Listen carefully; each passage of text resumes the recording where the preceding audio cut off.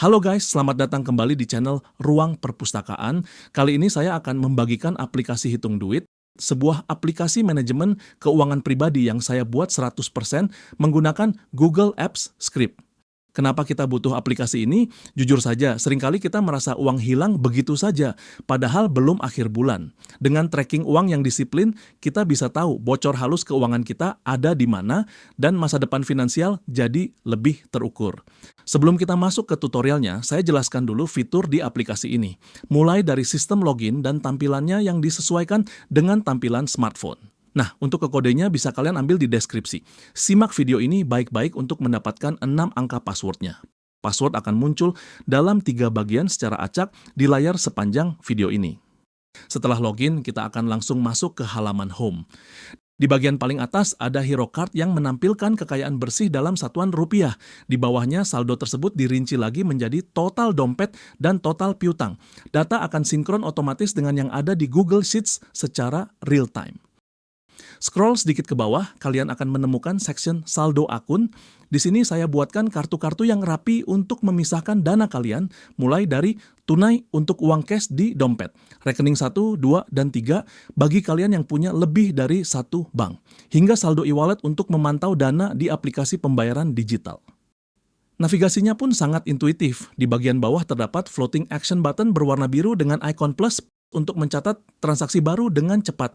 Selain itu ada menu navigasi Home, Wallet, Insight, dan History yang memudahkan kalian berpindah fitur hanya dengan satu jempol. Pindah ke menu Insight. Menu ini menyajikan laporan ringkas dan statistik dari seluruh transaksi kalian. Biar lebih rapi, kalian bisa menggunakan filter per bulan, jadi evaluasi keuangan jadi lebih fokus.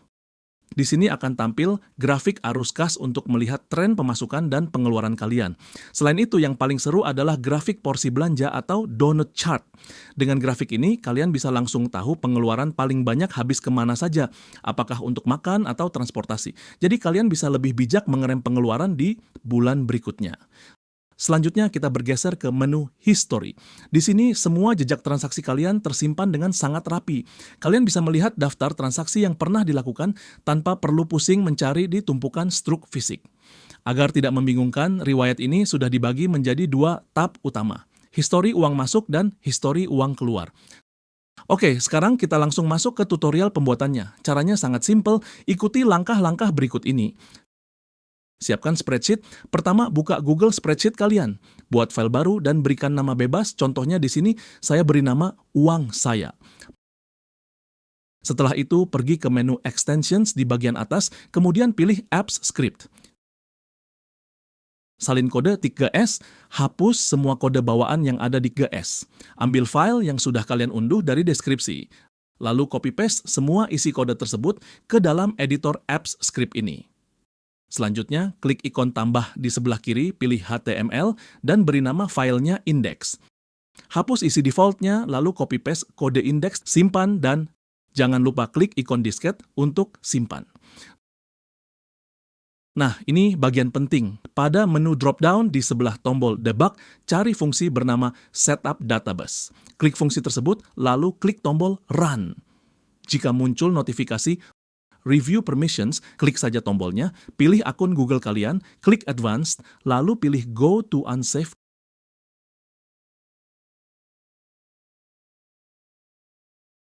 Setelah statusnya Execution Completed, coba kalian cek kembali ke spreadsheet tadi.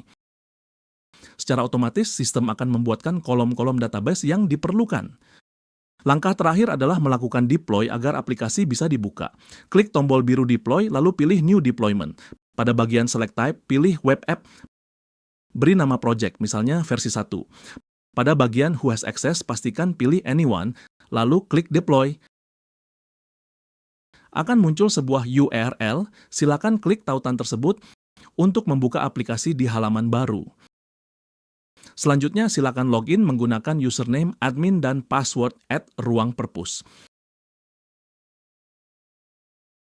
Karena aplikasi baru diinstal, maka saldo dalam aplikasi ini masih 0.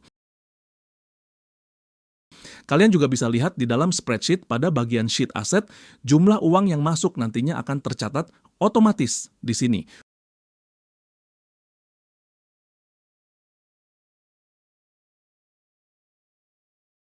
Untuk saat ini, menu Wallet, Insight, dan History juga masih kosong. Sekarang kita coba mencatat transaksi. Pilih ikon tambah, di sini saya coba menambah pemasukan sebesar 3 juta rupiah dengan kategori gaji utama dan saya masukkan ke rekening 1.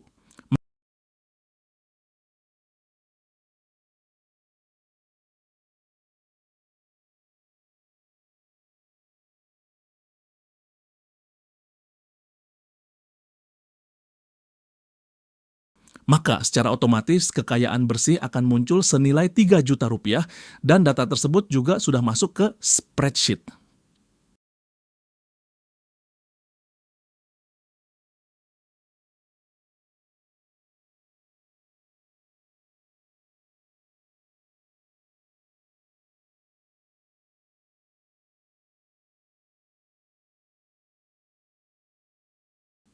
Selanjutnya saya coba mencatat transaksi pengeluaran.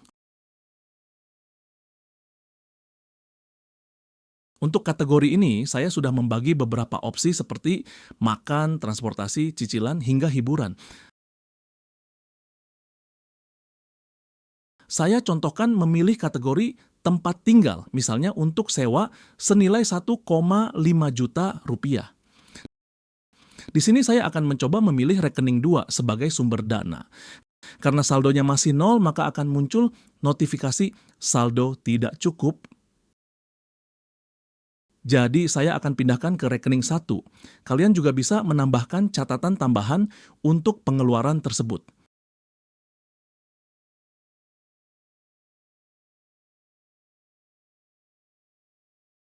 Setelah disimpan, saldo akan otomatis terpotong.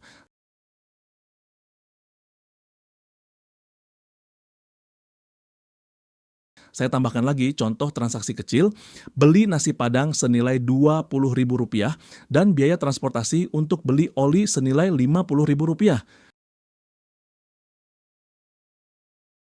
Sekarang kita lihat di menu Insight. Di sini kita bisa mengatur target anggaran bulanan. Misalnya pemakaian kita melebihi target, maka tampilannya akan berubah sebagai pengingat. Di menu ini juga kita bisa memantau arus kas masuk keluar, serta melihat porsi belanja mana yang paling besar. Terakhir, semua riwayat tadi bisa kalian cek kembali di menu History, baik untuk catatan uang masuk maupun uang keluar secara detail. Demikianlah aplikasi hitung duit ini. Silakan digunakan dan dikembangkan sesuai kebutuhan kalian. Tuliskan di kolom komentar jika ada ide atau saran aplikasi apa lagi yang ingin dibuat berikutnya. Jangan lupa klik subscribe channel Ruang Perpustakaan sebagai bentuk dukungan agar saya lebih semangat membuat konten seperti ini. Terima kasih sudah menonton, sampai jumpa di tutorial selanjutnya.